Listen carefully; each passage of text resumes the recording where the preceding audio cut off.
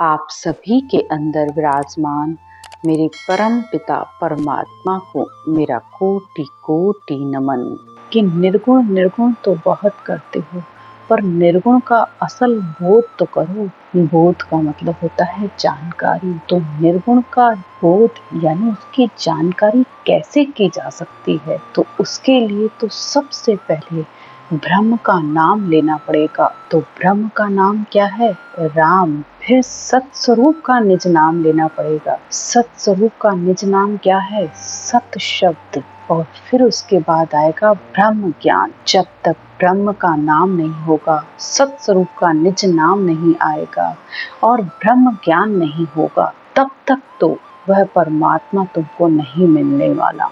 यानी राम नाम भी होना चाहिए, फिर सत शब्द भी होना चाहिए, फिर उसके बाद ये अनुभव का ज्ञान भी होना चाहिए। क्योंकि रटना तो कर रहे हो, बहुत कर रहे हो, लेकिन अगर सत शब्द नहीं आया, वह शब्द धुन नहीं आया, तो फिर किस काम की।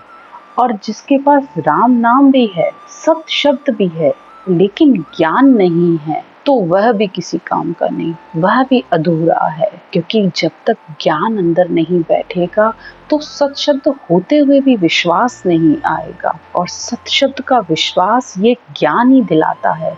ये गुरु पद का ज्ञान है, ये सत स्वरूप का ज्ञान है। महाराज कहते हैं कि इस ज्ञान पर विश्वास करो तो तुम्हारे अंदर भक्ति योग, ज्ञान योग, कर्म योग सब सहज में ही सब अपने आप आ जाएंगे और आत्मा सारे संसार से मुक्त हो जाएगी।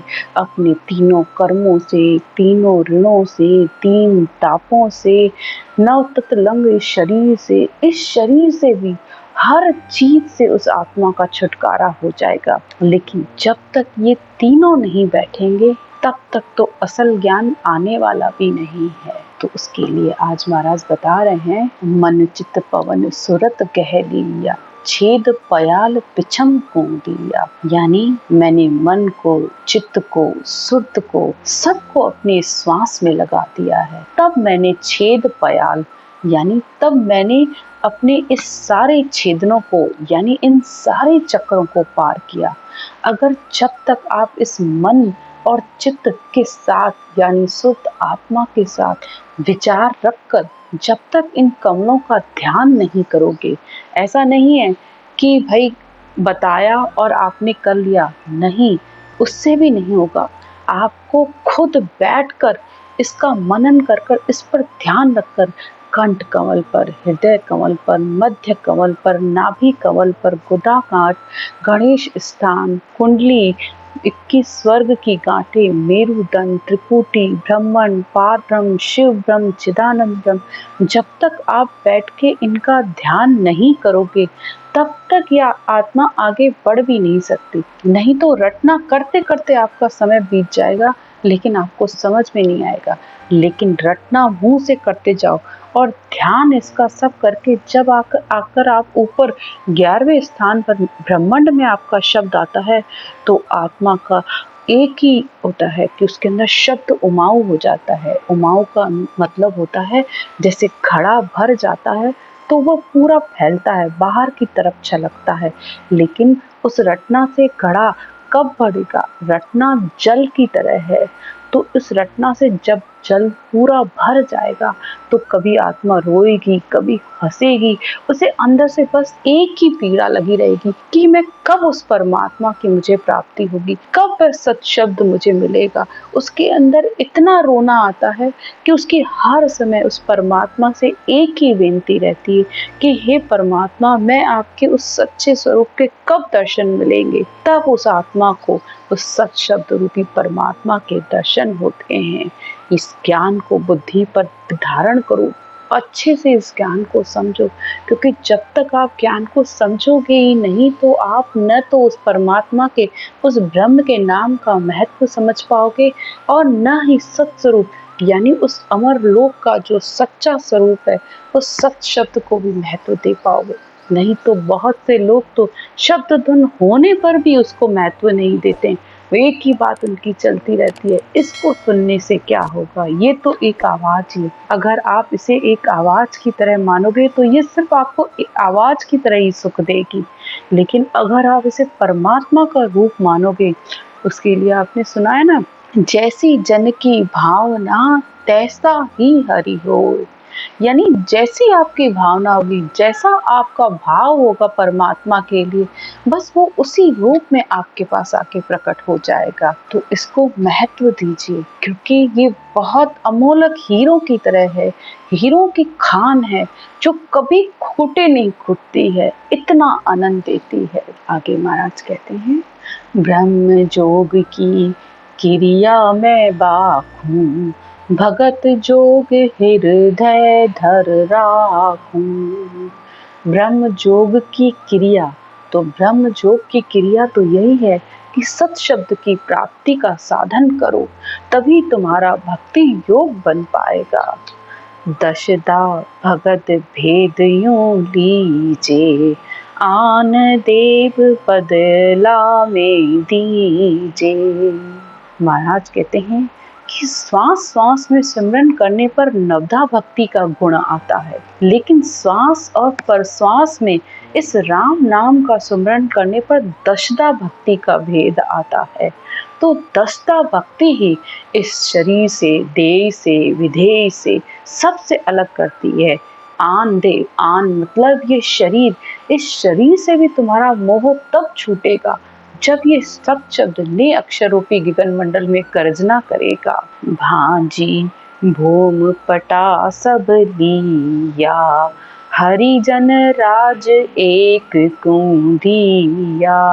महाराज कहते हैं कि हरिजन यानी इस राम नाम की रटना करने वालों को महाराज ने हरिजन, राम स्नेह, इनको राज कब मिलेगा? जब ये आत्मा 7 समुद्र को पार जाना है। इस आत्मा को उस अमर लोक में जाने के लिए हमारे इस शरीर में 88,000 घाटे हैं, 7 समुद्र पार जाना है, 7 धातु के शरीर से आत्मा को अलग होना है। और वह अलग कब होगी? जब वो सद्गुरु विधि के बिना तो तुम इस कितना ही ज्ञान बोलो, सब मिथ्या है। क्योंकि जब तक सद्गुरु विधि यानी ये रटना नहीं करोगे, तब तक तुम कितना ही ज्ञान सुन लो, पूरा संसार का ज्ञान तुम्हारे अंदर आ जाए, तब भी बेकार है। क्योंकि ने अक्षर आए बिना तो तुम इस भव सागर से पार ही नहीं कर हो सकते। आगे महाराज कहते हैं, पूरब जीत पिछम को आया, 5 जोधा संग ले आया, समझा सैन संत को दीजे, सन्मुख राण अब सत लीजे। महाराज कहते हैं पूरब, पूरब यानी आगे के इन 6 चक्रों को पार कर जब आत्मा पिछम के देश आती है तो उसे बहुत ज्यादा मेहनत करनी पड़ती है। क्योंकि ऊपर से नीचे आना तो सरल है, लेकिन कुएं के पानी को ऊपर ले जाना जितना मुश्किल है, उसी तरह पिछम के रास्ते यानी पीठ की तरफ पलटना उतना ही भारी है। उसके लिए 5 जोधा उसने संग किए। कौन से हैं? काम, क्रोध, लोभ, मोह, अहंकार, इन 5 जोधा को संग किया। काम यानी अपनी कामना का भी त्याग कर दिया। क्रोध की जगह अब समता को उसने धारण कर लिया, लोभ की जगह अब उसने संतोष को धारण कर लिया। तब आत्मा इस पिछम के देश में पलटती है। और ये योद्धा यानी युद्ध के मैदान में जैसे योद्धा साथ न हो तो जीत नहीं सकते, इस तरह आत्मा ने इन सबको अपना सैन्य बनाकर अपने साथ लिया। तब आत्मा का मन इस भजन में लग पाया। आगे महाराज कहते हैं कि ये माया तो ब्रह्म की दासी कहावे, यानी ये माया तो उस ब्रह्म की दासी कहलाती है। तुम कहाँ माया के चक्कर में पड़े हो, लेकिन माया ही माया से लड़ती है, माया ही माया को जीतती है और माया ही उस अमर लोक को ले जाती है। महाराज ने यहाँ माया हमारे शरीर को कहा है कि तुम इस माया के चक्कर में यानी शरीर के चक्कर में क्यों पड़े हो। अरे ये तो बहुत ही काम की है, इसे इतना व्यर्थ मत समझो। क्योंकि अगर ये जीतती है तो तुम जीतते हो, अगर ये लड़ती है तो तुम लड़ते हो, अगर ये तुम्हारे संग ना हो तो तुम उस अमर लोक की प्राप्ति भी नहीं कर सकते। तो इसलिए सब आत्माओं का सबसे पहला धर्म तो यही है कि आत्मा इस जन्म मरण के शरीर में ना आए। बस ऐसी योग की क्रिया कर लो, बस ऐसा ब्रह्म योग साधन करो कि तुम्हारा भक्ति योग बन जाए। आज की चर्चा यहीं तक। राम राम।